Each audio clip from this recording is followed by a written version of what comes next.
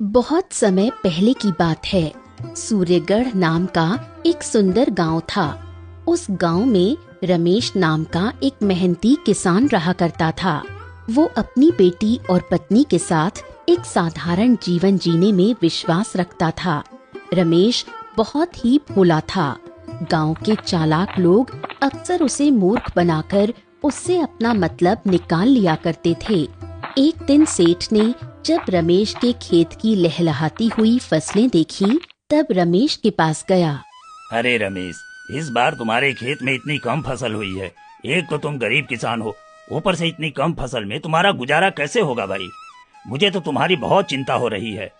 सेठ जी, इस बार तो मैं बड़ी मेहनत की है, पर आपको मेरी फसल पता नहीं कम क्यों लग रही है।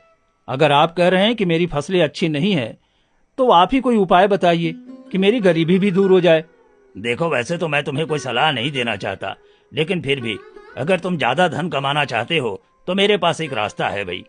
मैं तुम्हें इस खेत के बदले में अपना खेत दे देता हूँ। कुछ समय तक तुम मेरे खेत पर काम करना, जब कुछ धन कमा लेना तब हम वापस अदला बदली कर लेंगे। ठीक है सेठ जी, अगर ऐसी बात है तो आप मेरे खेत को ले लीजिए और अपना खेत मुझे दे दीजिए। आप बहुत दयालु हैं, जो मेरी खराब फसलों को भी आप अपनाने को तैयार हैं। अरे, तुम जैसे मूर्ख आदमी से शादी करके मेरी जिंदगी बर्बाद हो गई। तुम्हें पता भी है तुमने क्या किया? एक ही तो जमीन का टुकड़ा था हमारे पास, जिस पर खेती करके हम अपना गुजारा करते थे, और उसे भी तुमने उस लालची सेठ को दे दिया। अरे तुम कुछ नहीं जानती, सेठ जी तो हमारी मदद करने आए हैं। जब उन्होंने देखा कि मेरी कम फसल आई है तो उन्होंने अपनी जमीन मुझे दे दी। अब तुम ही बताओ, ऐसे देवता मनुष्य कहाँ मिलेंगे? पिताजी, वो कोई देवता नहीं है। उन्होंने आपकी उपजाऊ जमीन के बदले अपनी बंजर जमीन आपको सौंप दी। अब देख लेना, आपको वो आपकी जमीन कभी वापस नहीं करेगा। तुम दोनों ना बहुत होशियार बनते हो मेरे आगे। चलो जाओ, अपना काम करो, मेरे काम में टांग मत अड़ाओ, समझी? मैं कुछ भी करता हूँ ना तो तुम लोगों को हमेशा बेकार लगता है। चलो जाओ यहाँ से, मुझे परेशान मत करो।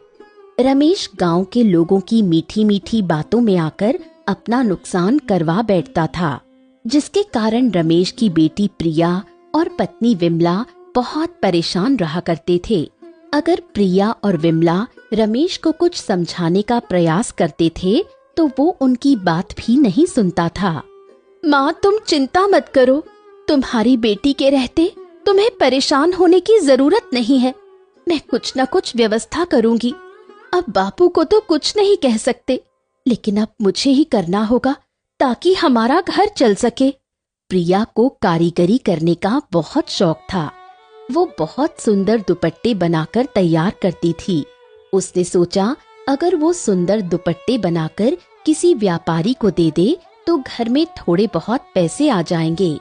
माँ, देखो, मैंने कितना सुंदर दुपट्टा बनाया है।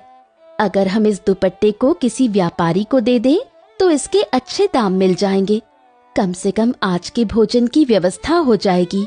हाँ, सचमुच बेटा, ये तो बहुत सुंदर है। तुम एक काम करो, ये दुपट्टा मुझे दे दो, मैं इसे बेच आऊंगी और फिर इसके अच्छे दाम मिल जाएंगे। प्रिया की माँ उसके हाथ से वो दुपट्टा ले लेती है।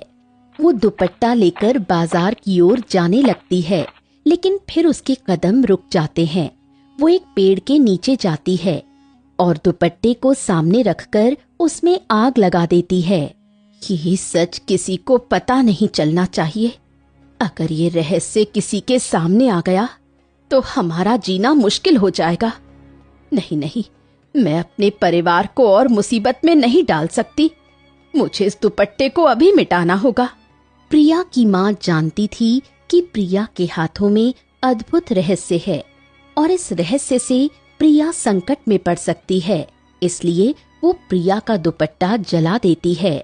प्रिया की माँ दुपट्टे को जलता हुआ देखती है और फिर घर चली जाती है। वो काफी मायूस और दुखी थी। प्रिया उसके उतरे हुए चेहरे को देखती है और दुपट्टे के बारे में पूछती है। माँ, क्या हुआ तुम्हें?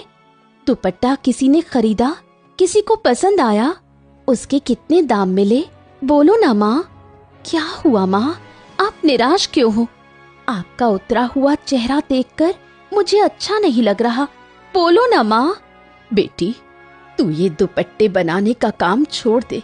तेरा दुपट्टा किसी को पसंद नहीं आया, किसी ने उसे नहीं खरीदा। इस कारण मैं दुखी हो गई। तू दूसरा काम कर ले बेटा, दुपट्टे मत बनाया कर। लेकिन माँ, मैंने उस दुपट्टे पर बहुत मेहनत की थी। आपने वो दुपट्टा कहाँ रखा? मुझे दे दो, मैं उसे संभाल कर रख देती हूँ। क्या हुआ अगर उसे किसी ने नहीं खरीदा तो? कोई बात नहीं, मैं उसे अपने पास रखूंगी। बेटा, दुपट्टा मैंने किसी गरीब भिखारी को दे दिया। मैंने सोचा इसे कोई खरीद नहीं रहा है तो क्यों ना ये किसी जरूरतमंद के काम आ जाए, इसलिए मैंने उसे रास्ते में ही दे दिया। तू कोई और युक्ति सोच, इस काम में कुछ नहीं रखा है। अपनी माँ की बात सुनकर प्रिया निराश हो गई, क्योंकि दुपट्टे बनाने के अलावा उसे दूसरा कोई काम नहीं आता था। एक दिन जब प्रिया की माँ घर पर नहीं थी और वो अकेली बैठी हुई थी, तब उसने फिर से एक दुपट्टा तैयार किया और उसे घर के बाहर सूखने के लिए डाल दिया। कितना सुंदर दुपट्टा है ये! कोई नहीं खरीदेगा तो क्या हुआ, ये मुझे पसंद है। मैं ही इसे इस्तेमाल कर लूंगी या फिर माँ को दे दूंगी, कम से कम हम दोनों के काम आएगा। प्रिया घर के अंदर चली गई। बाहर दुपट्टा सूख रहा था। प्रिया घर के कामों में व्यस्त हो गई, इसलिए दुपट्टे को वापस घर में रखना भूल गई। इसी रास्ते से व्यापारी संतराम गुजर रहा था। जब उसकी नजर प्रिया के बनाए हुए दुपट्टे पर पड़ी, तब उसका मन आश्चर्य से भर गया। इतना सुंदर है ये। मैं इतने समय से कपड़ों का व्यापार कर रहा हूँ, लेकिन ऐसी कलाकारी मैंने आज तक नहीं देखी। ऐसी सुंदर चीज तो मेरे पास होनी चाहिए। एक काम करता हूँ, छुप कर देखता हूँ कि आखिर इस दुपट्टे को किसने बनाया है। व्यापारी प्रिया के घर के बाहर छुप गया और इंतजार करने लगा कि कोई घर से बाहर आए, ताकि वो उस कलाकार के बारे में जान सके जिसने ये नायाब दुपट्टा तैयार किया है। थोड़ी देर बाद जब प्रिया को ध्यान आया कि उसने घर के बाहर दुपट्टा सूखने के लिए डाला है, तो वो घर से बाहर दुपट्टा लेने के लिए आई। अच्छा, तो ये है वो कलाकार जिसके हाथों में जादू है, जिसने इतना सुंदर दुपट्टा तैयार किया है कि ये दोबारा नहीं तैयार किया जा सकता। मैं ये काम करता हूँ, इसको मुंह मांगी कीमत देकर इसे खरीद लेता हूँ। व्यापारी प्रिया के पास पहुँचा और उससे उसकी कला के बारे में पूछने लगा। अद्भुत! देखो, मैं कपड़ों का व्यापारी हूँ, लेकिन ऐसी कला मैंने आज तक नहीं देखी। क्या इसे तुमने बनाया है? तुमने ये कला कहाँ से सीखी है? मैंने इस दुपट्टे को स्वयं अपने हाथों से बनाया है। क्या सचमुच आप मेरी कला की इतनी प्रशंसा कर रहे हैं? क्या ये दुपट्टा आपको पसंद आया? हाँ, ये बहुत सुंदर है। मैं इसे खरीदना चाहता हूँ। बताओ, इसकी कीमत क्या है? मैं तुम्हें मुंह मांगी कीमत देने को तैयार हूँ। तुम बस दुपट्टा मुझे दे दो। व्यापारी प्रिया को बहुत सारा धन देता है और बदले में उससे वो दुपट्टा खरीद लेता है। प्रिया पैसे पाकर बहुत खुश होती है। उधर व्यापारी आगे बढ़ने लगता है। रास्ते में अंधेरा होने के कारण वो तेजी से चल रहा था। तभी दो डाकू व्यापारी के पास आते हैं। अरे व्यापारी, कहाँ भागा जा रहा है? तेरे पास तो बहुत धन दिखाई देता है। सारा धन हमें दे दे, नहीं तो हम तुझे यही मार देंगे। चुपचाप सारे पैसे निकाल। नहीं नहीं, तुम लोग मुझे जितना धनवान समझ रहे हो, मैं उतना धनवान नहीं हूँ। मैं तो साधारण कपड़ों का व्यापारी हूँ। मेरे पास तो कुछ भी नहीं है। मैं सच कह रहा हूँ। व्यापारी अपने आप को बचाने का प्रयास करता है, लेकिन तभी दूसरा डाकू उसके हाथ से पोटली छीन लेता है और व्यापारी को धक्का दे देता है। दोनों डाकू व्यापारी को लूटकर वहाँ से भाग जाते हैं। हाय हाय, ये क्या हो गया? अब तो मेरे पास कुछ भी नहीं बचा। अब मैं घर कैसे जाऊंगा? मेरे इतने दिनों की मेहनत वो डाकू लूट कर ले गए। कुछ समझ में नहीं आ रहा, क्या करूं? यहाँ से नहीं, यहाँ से न पीछे जा सकता हूँ न आगे बढ़ सकता हूँ। तभी व्यापारी की नजर प्रिया के बनाए हुए दुपट्टे पर पड़ी। डाकुओं ने दुपट्टे को बेकार समझकर वहीं पर फेंक दिया। व्यापारी ने वो दुपट्टा उठा लिया। उसने सोचा अगर कोई रास्ता नहीं निकला तो वो दुपट्टे को बेच देगा। व्यापारी निराश होकर आगे बढ़ने लगा। चलते चलते वो एक नगर में पहुंचा। उसके पास खाने को कुछ भी नहीं था। भूख तो बहुत तेज लगी है, खाने को भी कुछ नहीं है। एक काम करता हूँ, इस दुपट्टे को नगर के राजा के पास लेकर जाता हूँ। हो सकता है उन्हें ये पसंद आ जाए और वो बदले में मुझे कुछ पैसे दे दें। व्यापारी नगर के राजा के दरबार पहुंचा, जहां घमंडी राजा अपने सिंहासन पर बैठा हुआ था और रानी भी उस दरबार में मौजूद थी। कहो व्यापारी, तुम यहाँ क्या करने आए हो? दरबार ने हमें बताया है कि तुम्हारे पास कोई नायाब चीज है जिसे तुम हमें दिखाना चाहते हो। बताओ, कहाँ है वो सामान? ऐसी कौन सी चीज है जिसके लिए तुम इतने उत्सुक हो? महाराज, आप भी इस उपहार को देखेंगे तो जरूर बहुत खुश होंगे, क्योंकि ये एक अद्भुत कला है और इसे मैं बड़ी मुश्किल से आपके लिए लेकर आया हूँ। आप भी देखिए महारानी, ये आपको बहुत पसंद आएगा। व्यापारी राजा के सामने दुपट्टे का प्रदर्शन करता है। राजा सचमुच दुपट्टे को देखकर चौंक जाते हैं, क्योंकि ऐसी कला उन्होंने अपने जीवन में कभी नहीं देखी थी। सचमुच सचमुच ये तो बहुत ही अद्भुत और सुंदर है। इसे तुम कहाँ से लेकर आए? आप क्या कहती हैं महारानी? क्या हमें इसे खरीद लेना चाहिए? यह सचमुच बहुत अद्भुत लग रहा है। हाँ महाराज, ऐसी कला को हमें किसी और के पास नहीं जाने देना चाहिए। जरा सोचिए, ऐसा दुपट्टा अगर हमारे पास होगा तो नगर में और दूसरे राज्यों में हमारी कितनी शान होगी। इसकी कीमत बताओ व्यापारी, हम इसे खरीदने को तैयार हैं, किंतु ध्यान रहे ऐसे दुपट्टे तुम दूसरे किसी राजा को नहीं दोगे। हमें इस बात का वचन दो, क्योंकि अगर ऐसा दुपट्टा हमने किसी दूसरे राजा के पास देख लिया तो तुम्हारा सिर कलम कर दिया जाएगा। व्यापारी डर गया, लेकिन उसके पास कोई और रास्ता नहीं था। उसने राजा से वादा किया कि वो इस प्रकार के दुपट्टे को दूसरे किसी राजा को नहीं देगा। राजा ने व्यापारी को धन दे दिया और व्यापारी जल्दी से वो नगर छोड़कर चला गया। उधर राजा और रानी दुपट्टे को देखकर खुश थे। ये बहुत अच्छा है, मैं इसे अभी ओढ़ कर दिखाती हूँ। आप देखिए और बताइए मुझ पर कैसा लगता है।